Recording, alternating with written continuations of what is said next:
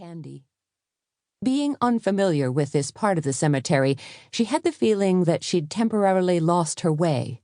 For some reason, every time a marble obelisk or mausoleum floated into view, it gave her the jitters and sent a jolt of adrenaline shooting through her veins. "Easy, girl," Suzanne told herself. "Just focus on your driving." Suzanne was on the high side of 40, with silver-blonde hair and eyes a deep cornflower blue. She projected a low-maintenance ease and elegance, and her figure was strong and lean.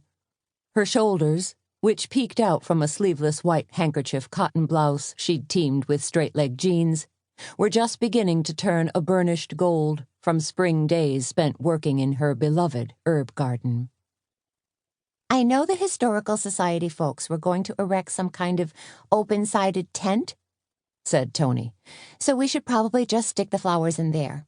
That way the poor little buds and blooms won't get pummeled by all this rain."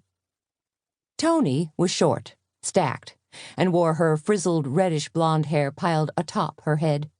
Today, she'd swept it into a red gingham scrunchie that matched her pearl-button cowboy shirt. She was mid-40s, a self-proclaimed hottie patati, and a crackerjack waitress to boot. Toni had grown up in a hardscrabble home life and was used to working her fingers to the bone. "This weather is just plain awful," said Suzanne.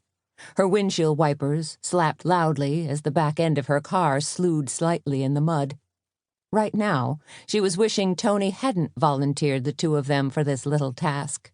Still, she was a business owner here in town and wanted to contribute something to the event. As she rounded a hairpin turn, Suzanne's view was pretty much blocked by a copse of shaggy blue spruce, which was why, when she spotted a small yellow car speeding directly at her down the single-lane road, she gasped in horror. With a mere 2 seconds to react, Suzanne cranked her steering wheel hard to the right and swerved awkwardly, barely avoiding a head-on collision. "Whoa!" cried Toni as she spun in her seat. Even though the yellow car had practically sideswiped them, it tore off without bothering to slow down. "Did you see that crazy driver? He almost creamed us." Suzanne's fingers turned white as she gripped her steering wheel and slowed the car. She felt more than a little unnerved, because she was pretty sure she'd recognized the driver. "Wasn't that Missy's car?" she said. Missy Langston was a friend and one of their neighbors in Kindred. "Huh?" said Toni, looking surprised. "Was it?" "Yeah," said Suzanne, easing her car back into the muddy ruts. "I'm pretty sure it was her." "What the heck would Missy be doing up here?"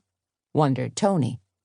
"Shouldn't she be at Alchemy Boutique, hanging up clothes and getting ready to open the shop, working like crazy under the unflinching eyes of her evil boss lady Carmen?" "I'm just wondering why Missy didn't wave hello," said Suzanne, "or why she was driving so fast, or why she looked scared out of her wits." "She probably didn't see us." "Maybe," said Suzanne. Her teeth gave a little chatter, partly because she felt chilled and partly as a result of their near collision. Car accidents, real or just close calls, had a way of unnerving her. She flipped the heater on low and cranked up the defroster. "Typical Missy," said Toni. "Always in a hurry." But to Suzanne's eye, it looked more like Missy had been in a blind panic, like she'd been speeding away from something scary, something frightening. "Pull in over there," Toni said now, cocking a finger.